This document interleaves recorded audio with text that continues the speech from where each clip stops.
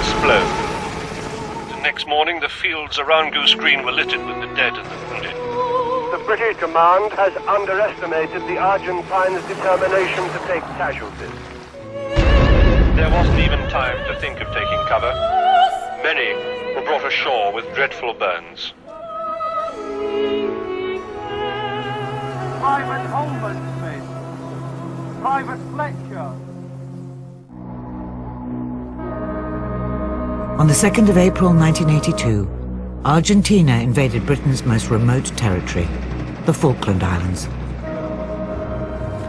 The war which followed would last just 74 days, but take the lives of 255 British military personnel and 649 Argentinian. It was to change the fortunes of the Thatcher government, give rise to stories of great courage and heroism, and mark the dawn of a new era for this tiny British outpost. This is the story of 3 men and their war as they returned to the islands together, 30 years on from the conflict.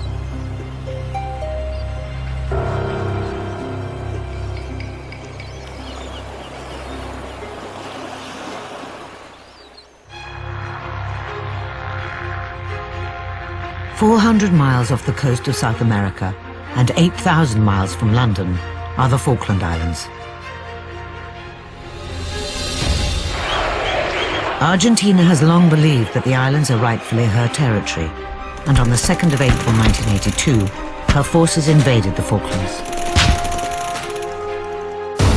The British government decided to protect the outpost and sent a task force from Portsmouth just 3 days later. The fleet was made up of 127 ships, carrying 28,000 troops. We are now well into the second leg of our journey south. Even so, the Falklands are still thousands of miles away. It took them 17 days to complete the 8,000-mile journey to the South Atlantic. Amongst those travelling on the task force, a journalist, a marine, and a Welsh guardsman. His would become the most enduring image of the conflict.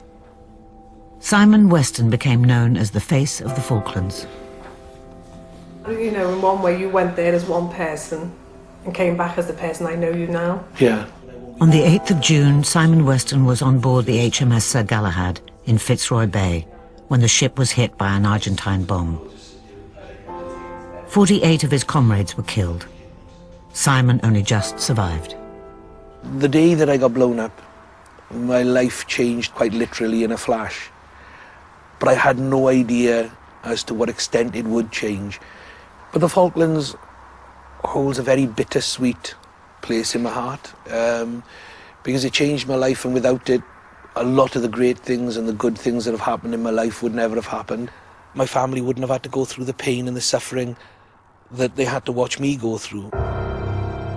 Simon went through 70 major operations in the decade following his injury. He wants to return to the Falklands one last time to finally lay his ghosts to rest. I just want to see more of the place that changed my life forever, nearly took my life. Took so many lives of friends of mine.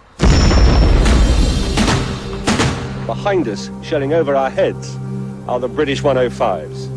And all the time, helicopters coming in, dropping in troops. Here comes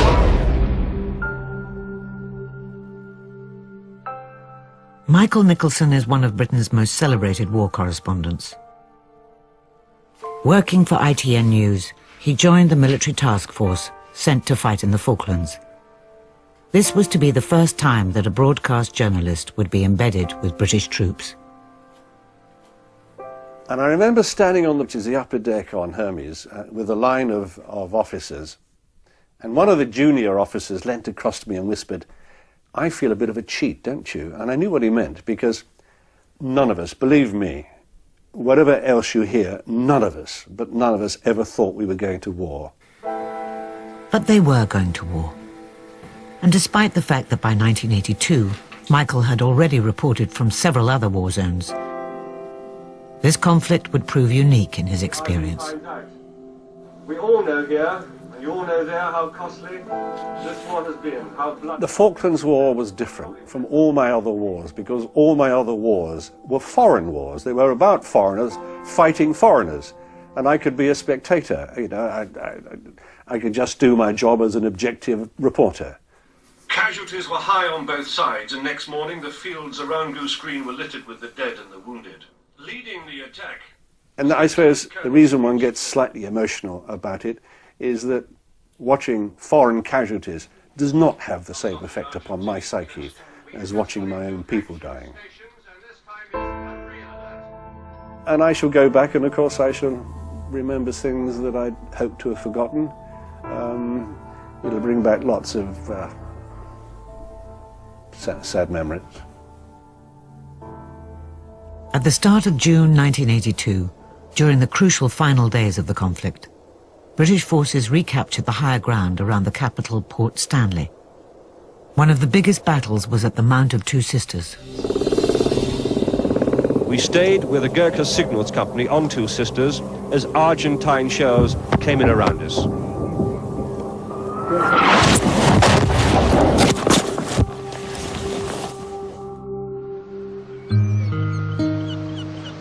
Nick Tailor was a young Marine in 1982, and as part of 4-5 Commando, he fought at Two Sisters. He went on to have a 22-year career in the Royal Marines. This will be his first trip back to the Falklands, the place he first experienced the reality of war. You grow up very quickly, it builds your character. You're obviously still a young man, you know, you're still maturing. It's hard, it hardens you. Of course it does, you know, you're in war, that's reality. People do get killed, you are shooting people, living in harsh conditions. That hardens you up as a person and builds your character. So of course it does change you. Nick took dozens of photographs of his Falklands experience. He has a very special reason for wanting to return to the islands. After the Battle of Two Sisters, we went through the Argentinians' equipment, picking up blankets, looking at the rations. We were short on rations, so we started eating their rations, some of their drinks, their clothing. And whilst I was looking in one of the bags, I found a camera. And then when I got back to the UK, I developed it, and it was actually of an Argentinian officer in the position on Two Sisters. And it turns out that these are the guys who are actually fighting against. Nick has kept the photographs along with his own all these years. As the 30th anniversary of the war approached, he began to think seriously about finding the Argentinian soldier who'd taken the pictures. It does bring back the memories, and you wonder whether that guy is still alive and what his experiences are. And wouldn't it just be great to meet him and give him his film? News of Nick's search reached Argentina, and he has finally tracked down that Argentinian soldier.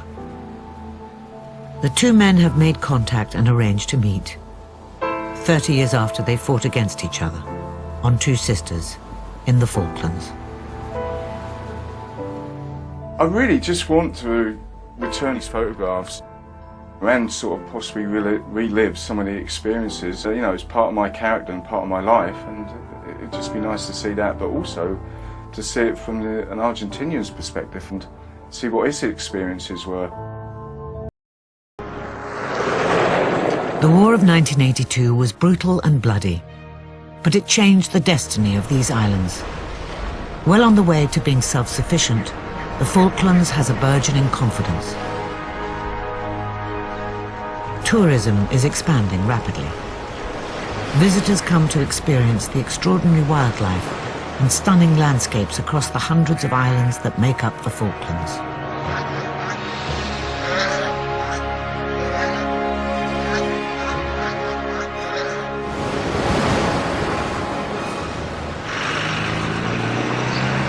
"30 years ago, the war was fought during the bleak South Atlantic winter.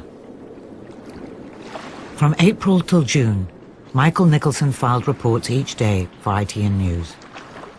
Do you know, I've never ever seen the Falklands with a blue sky. I mean, I've never ever seen a sky like this or a sun like this. The sun never seemed to shine in my memories of the Falkland Islands, especially not during those war months. So suddenly to see it in summertime is astonishing. The other thing is that, you know, when you look around, what were old sheds and old barns, corrugated roof and rusting, are now houses. You know, that sense of transition seems to have become now a sense of permanence. War veterans Simon Weston and Nick Tailor have also made the 8,000-mile journey to the Falkland Islands to mark the 30th anniversary of the conflict. This is the governor's house in the capital Port Stanley. It's where these iconic images of the Union Jack being raised were filmed at the end of the war. Where were you on surrender day? As we came down from Sapper Hill, we marched through, it must have been sort of about a day and a half afterwards. And one of the power battalions were going into a church parade. As we walked past them all, after yomping across the whole of the Falklands, we were in pretty rag order. And to see the guys all washed and cleaned up, ready to go to church service, it was an ideal time to move on and get onto the ship and get out of here, really. I feel proud that I was a part of it, although my part was just getting injured. There was so many others who paid a much higher price. I think it's the old cliche, you know what you're signed up for. That's why you do the job. And to have the opportunity as a soldier to go to war is what you join up to do.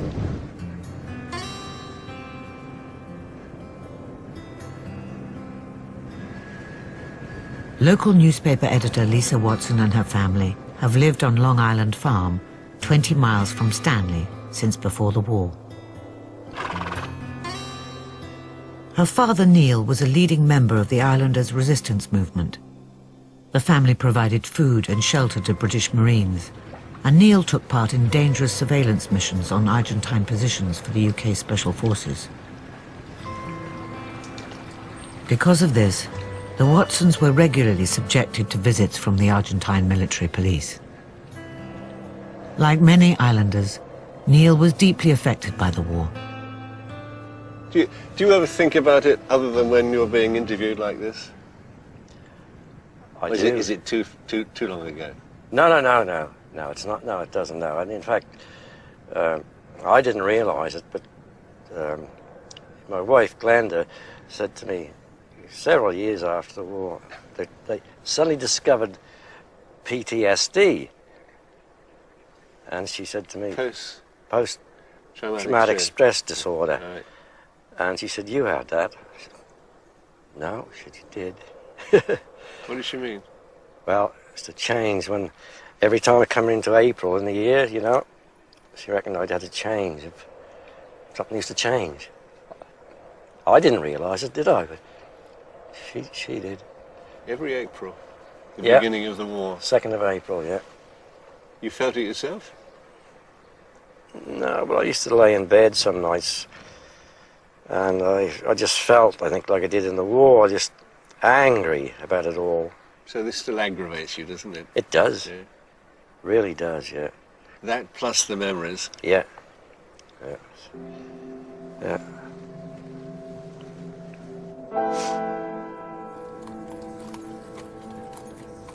Lisa is proud of how much the Falklands have changed since the war. We're a country that has its own industries. We've got our fishing industry, we've got agriculture, we've got tourism. And it's a beautiful country. It's not just about a war that happened 30 years ago. What we want to be is something that makes the whole war worthwhile, and the fact that men died for this country and died for us, and we're incredibly grateful for that. And I think that's part of the reason that we work so hard to develop the Falkland Islands, is a sense of obligation, you know, and I mean that really sincerely. There's even a small degree of guilt, I think, but what we want to be worth something, we want to be worth what happened.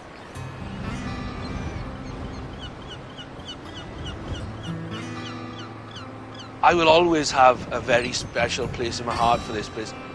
You know, it left a mark on me that I can't wash away.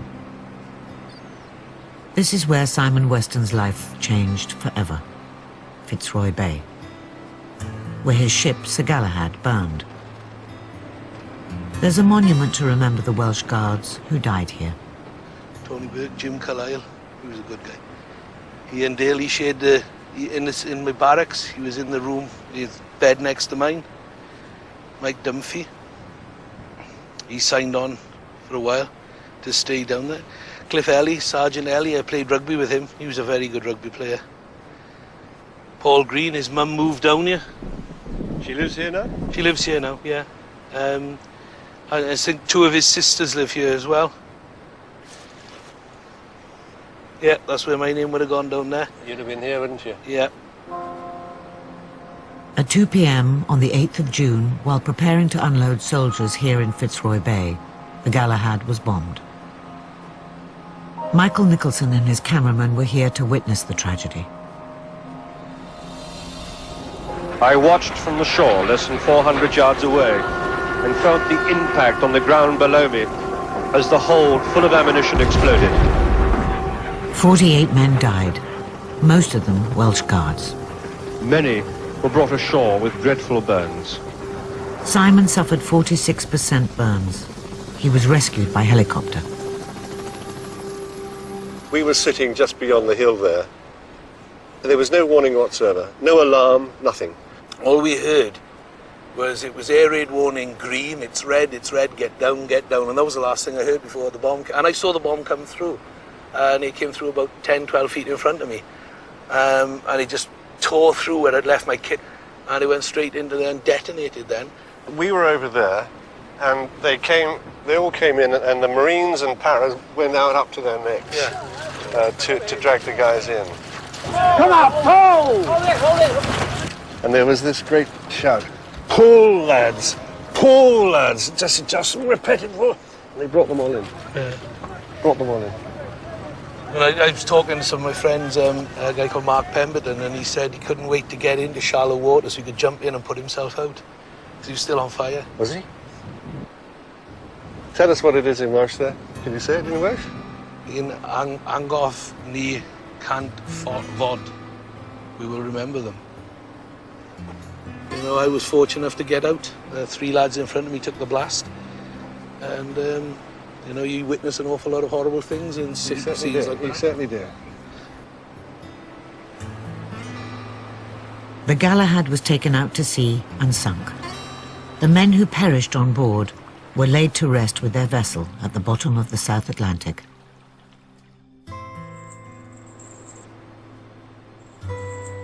Step 1 of a long and painful journey to recovery was the community centre in the nearby settlement at Fitzroy.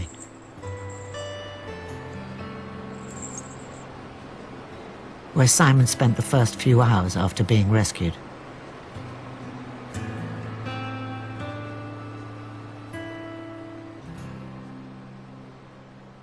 I was right at the back here, up at the back of the ship.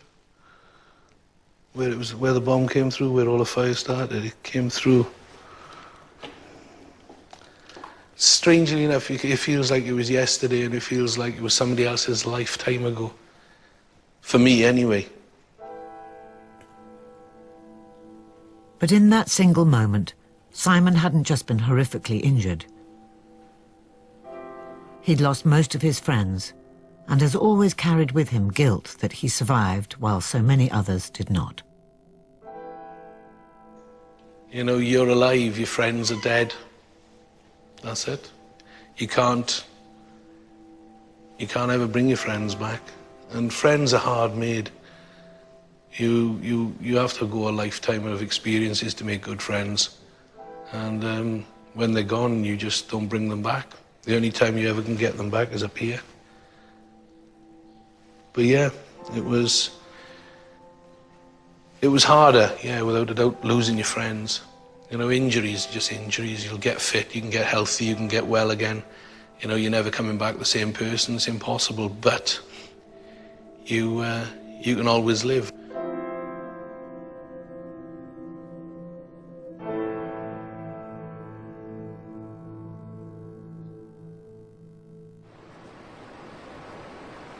Ex-Royal Marine Nick Tailor is here in the Falklands for a very special reason. To meet his old enemy, the Argentine soldier whose camera he found.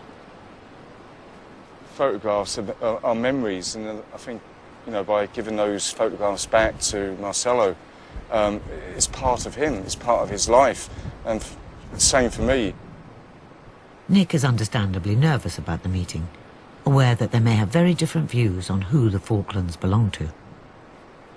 Yeah, I'm patriotic. I've served the Queen and country. No, I do. I really believe that. You know, I'm British through, and this is exactly what we've done. We've done it for the people, to give the Falkland Islands back to them. Marcelo Llambias is the ex-Argentinian officer whose photos Nick has. He is also now in the Falklands, ahead of their meeting, and he does feel very differently to Nick about the sovereignty of these islands. We were convinced that we were defending the rights of our country. In Argentina, the majority of the people are convinced that the islands are ours. Yet both men are intrigued by the connection they have through the photos they took here 3 decades ago. I think we are connected because both of us lived the same experience here. It's such a noble gesture. I was very deeply touched by that, because, you know, he didn't have to do it. I think that reflects the fact that there are no bad feelings among soldiers. In June of 1982, British forces were making good progress against the Argentinians. The final push of the conflict was to regain control of the higher ground around the capital, Port Stanley. The attacks had all been planned to take place at night. There was too much open ground between the mountains, land without cover for British troops to risk daylight offensives. The war was proving costly in lives and ships. Success now rested on the 6 bloody battles of these mountain ranges. One of the fiercest of those fights was at the Mount of Two Sisters. Nick Tailor and 4-5 Commando Marines had walked over 56 miles in just 3 days, in sub-zero temperatures and horrendous conditions, to reach this peak. Looking back where we came from, it's so much bigger and larger than I remember. I think in your mind, it's just that small part. It's a bit surreal, as if you weren't actually part of it, but it was so long ago. It's a fantastic view as well. Today, Nick is walking up to the summit of Two Sisters again, where he will meet the man whose camera he found here 30 years ago.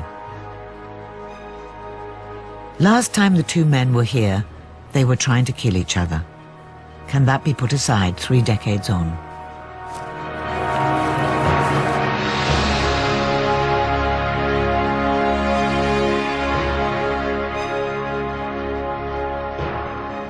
It was a great memento from the battle. Then I started looking into it and we thought, I wonder if we could find the guy who owned it, whether he's still alive. I have a lot of questions to ask him. How did they see things from the other side? Because after all these years, you know, you are not sure if what you remember, it's the real thing. Very apprehensive, excited, and really interested to meet the guy who owned the camera and to find out who we were fighting against.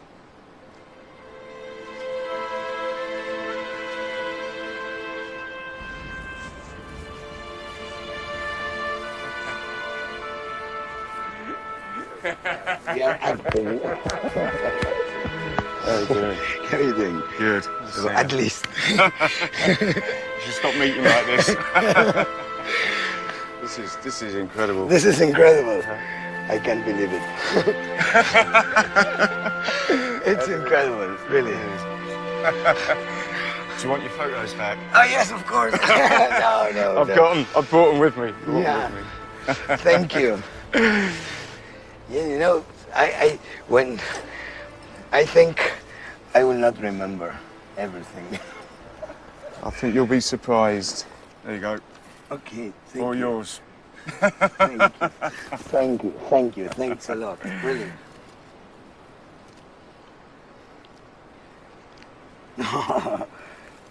This is Mount Challenger. That's on Mount Challenger. Yeah. Yeah. That. My soldier. Wow. I was a kid, huh? How old were you? 21. 21. Yes. I had my 21st birthday. Yeah, I've been up told. There on Mount Kent. On Kent. You had your birthday party. On the top, yeah. Wasn't much of a party. Yeah. What were you, a second lieutenant? Second lieutenant. Second lieutenant. Actually, I was a cadet at the military academy. Yeah. So how long had you been in volunteering? I was in the 4th year. 4th year. And I supposed to be graduated on December. Right. But in April, we were graduated. Best final exercise going, to come down and do a war. It's real. Yes, yes. And in a week I was here. Yeah. And I didn't remember any of these photographs. Anyone. Wow. This is... Did you ever think about the cameras or the pictures? Or... yes. What was it like? Because well, not personally, but the guys behind us were firing Milan anti-tank weapons into your positions. What was that like? It exploded very near of my head. Yeah. And I get, like concussion. Concussion, and I burned with a machine gun. And I thought my face was destroyed because I have a lot of blood. Yeah. And it was only a piece of, like shrapnel or rock or metal from the bullet, the cover. Yeah. That was cut me in my lips, and it was full of. But I started doing like this. Okay, it's okay. Yeah. Is any of them killed? I don't remember exactly the number of wounded. There were. Lots of wounded, but only two dead people that night. That night. Were you last man standing? Excuse me. Were you the last man? Yes, to leave the position? I was the last. When we finished and went through your positions, because we didn't have any clothing, we didn't have any rations, we were so low on everything. And you used ours. We used yours. We used that Argentinian beef. It was and the orange powder. Yes. And we found a couple of whiskey bottles in there. Wow, yeah. Saying that. Of rations, they were. Yeah, I stole these out of your ration pack, so I'm going to give you one back. Wow. There you go. Thanks a lot. I take it you drink. Wow. Cheers. Cheers. Cheers. Good whiskey.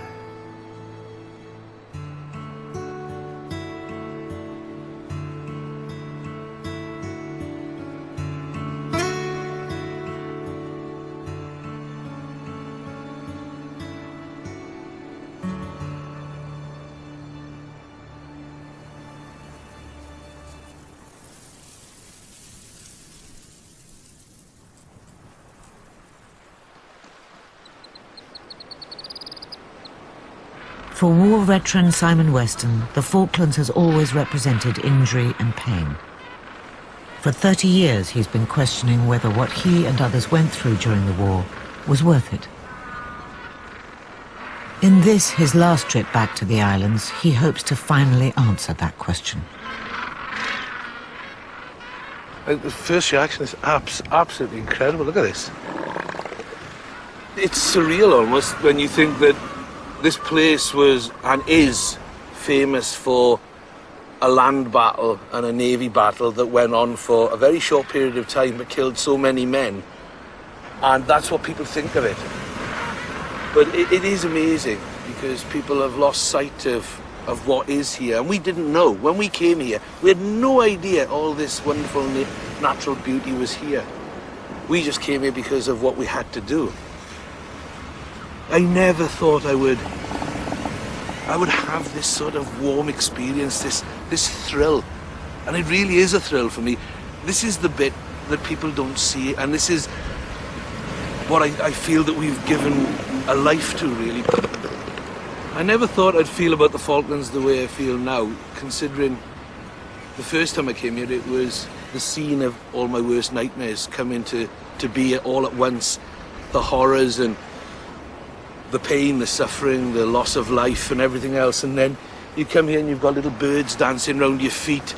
You've got beautiful penguins, and you realise that what you played a part in is actually keeping this safe for people.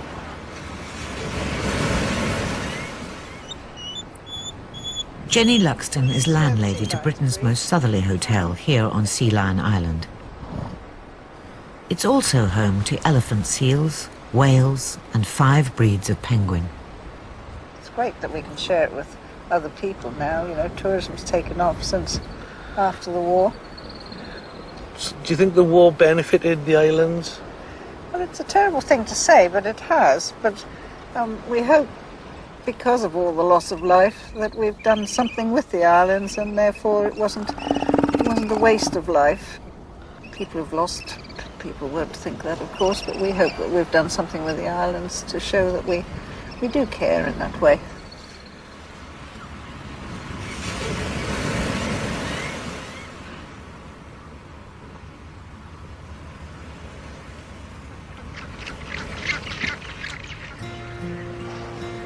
Somehow this makes it so much less painful. It really does. For me, it makes it less painful.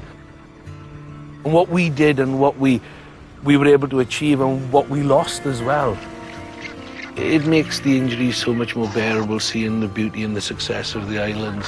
You know, although I'm over the worst of it and everything else, you know, you always have moments, but for me, I will always look at this and say, you know, what I went through, this was all worthwhile.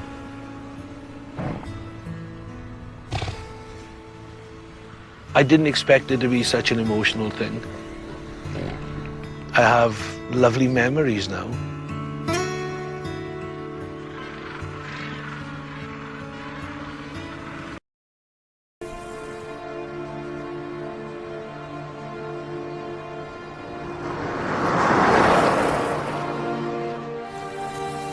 On a hillside overlooking Blue Beach at San Carlos is the British Cemetery.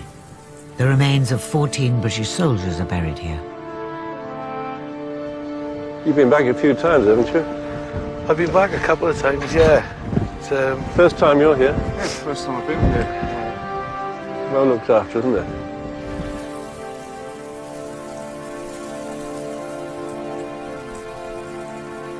Nick, Michael and Simon all arrived in the Falklands on ships in this bay. 1,000-pounder dropped less than 50 yards from us. A ship shuddered as it exploded in the water. It also dropped 50 yards from... San Carlos Bay became notorious during the conflict. They were coming over those hills there, and they swooped down and then did a turn like this and went straight down, and we called it Bomb Alley. And apparently after so many casualties of the Argentinian Air Force, they called it Death Valley. Right, yeah, Bomb Alley to us and Death Valley to them.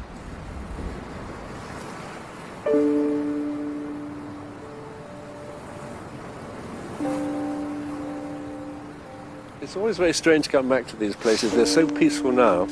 You can't believe that what you saw then, it really was real. But it was real.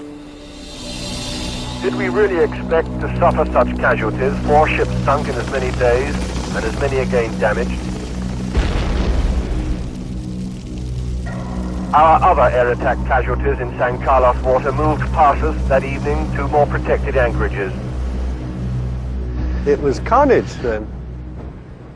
The ships were going down. You know, there came a point where we wondered whether we would run out of ships before the Argentinians ran out of planes. You know, 7 ships went down here.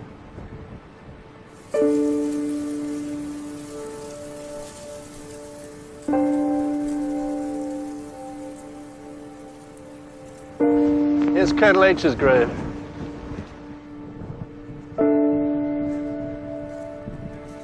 I didn't know any of them. He obviously liked the tipple, this one. 2 Paris. 2 power. Colonel Jones, one of the commanding officers. Nice that he stays with his men, because in the old days they'd always ship the bodies of the officers home. But I think these fellows must be pleased to be here. I mean, look at it.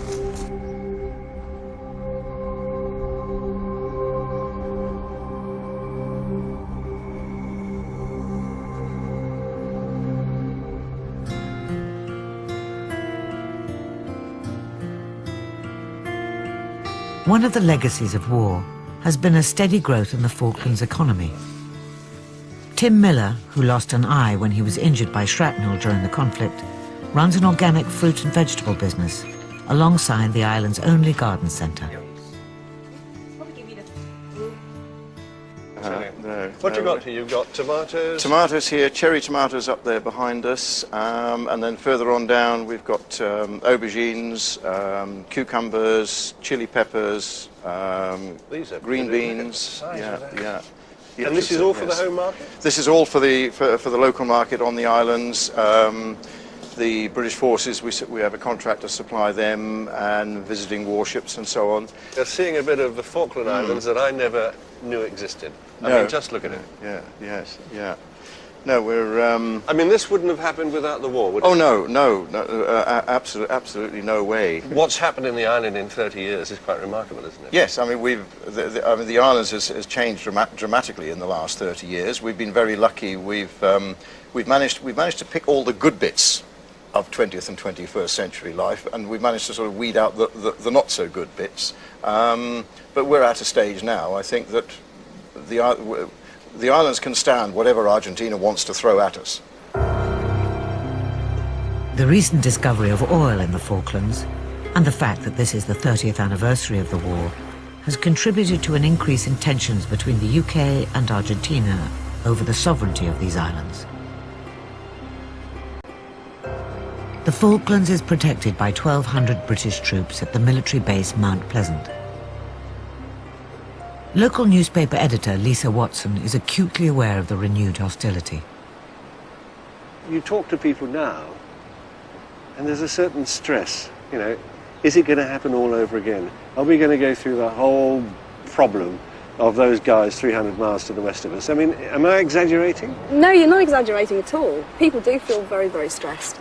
And it's not that they're expecting an invasion, but are we worried? Yeah, yes, we definitely are worried about it, and people are terribly stressed about it. But at the same time, we still have to carry on our day-to-day life and hope that things work out. We're getting a lot of support from Britain. We really hope that continues. An hour away from here is Mount Pleasant, an enormous airfield. I mean, doesn't that give you a lot of comfort? That gives us an enormous amount of comfort. Without them there, then I don't think this population would still be in the Falklands. We certainly wouldn't be a British population. I mean, we can't even begin to express our gratitude for the very fact that they are there.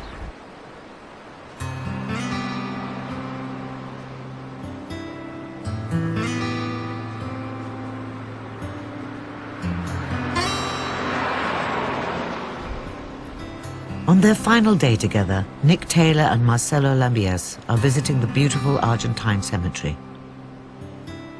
the final resting place of 237 fallen soldiers. 123 of the graves have no names. So what's the translation of that? It's Argentine soldier only known by God, because soldiers who were conscript maybe 1 month on service, they didn't get their ID tags, so that's why there are so many without identification. Amongst the rows of white crosses, Marcelo finds the graves of some of the men he fought alongside. This is special for me. This is Second Lieutenant Silva. He was my reinforcement the 2 last day at to Sister. The guy you were telling me about. He died like a hero, helping one of his soldiers who was wounded. That was in Mount Tumbledown. Yeah, this very, very good guy. Good guy. You know, that day I thought, you know, I had that feeling that I was to be killed. And I asked him to tell my father if something happened to me. Yeah. And okay. And he was the one who was shot. But he was a very, very brave soldier. Very, very good officer.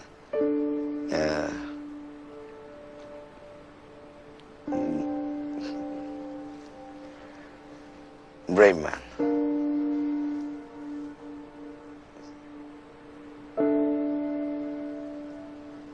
I totally understand and, you know, I feel for him. I've got friends myself who are buried back in my hometown, you know, I served with. It wasn't, they weren't killed in the Falklands, but, you know, I feel for the guy. It's very difficult to put in words what you are feeling, you know, making contact, looking at the graves of people you loved, that were your comrades and that are still here. It's very, very emotive. An emotional conclusion to a reunion neither man could have imagined would end as it has, with a lifelong friendship and genuine reconciliation.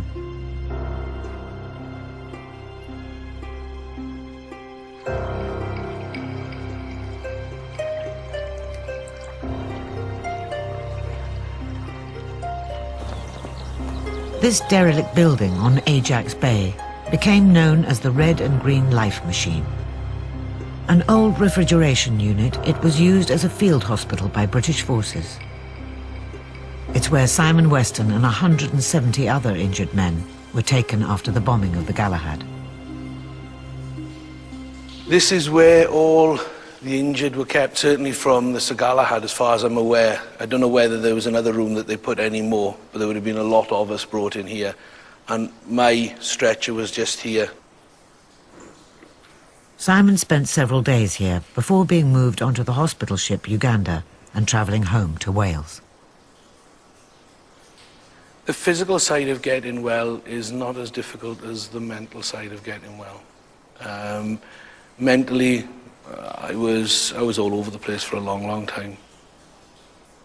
And I look at my life now and I think, well, I've been blessed with all the wonderful surgery I've had, but when you look at the mental side, there was so little attention paid to that at all. We were ignored as far as the mental health side was concerned completely. I know their official people and senior people go, oh, no, that didn't happen. It did. They ignored it completely. I've been looking for myself again for 30 years. And I'm there now, I think. This trip has done an awful lot for a lot of different reasons. If you think of your heart as being sort of a little puzzle, and you're trying to find the bits to fit in there, to put it all back together again, just so that it feels like it's full and rich again. The thing is, somebody once said, a lot wiser than me, said, life's not a sprint. It is a marathon, and 30 years on, I've proved, yeah, they're right. It is a big, big marathon. Simon Weston has come to the end of a 30-year journey to find peace with the place that changed his life. Nick Taylor leaves with a new friendship and having returned the photos to their rightful owner. It's absolutely incredible, you know, to think I sat there one day thinking about those photographs and I found this guy and it's gone, you know, a full circle, coming here and actually meeting the guy and giving the photographs back to him. While Michael Nicholson departs having learnt much about how the islands themselves have changed in the last 3 decades. And what we have seen over this day is that these islands have been rejuvenated. I think they're thriving. What we've seen, they are thriving. And I think they'll continue to thrive. And what's happened over the last 30 years convinces me that 1, the war was necessary, and 2, we had to win it. And in spite of current tensions over sovereignty, all of them return home with a great sense of hope for the future of these uniquely beautiful islands. It's sort of squared the circle, really, for me. You know, I came back full of trepidation and nightmares. 30 years on, I don't have that anymore. I've enjoyed this immensely, and it's filled somewhere in my heart that I didn't think I had.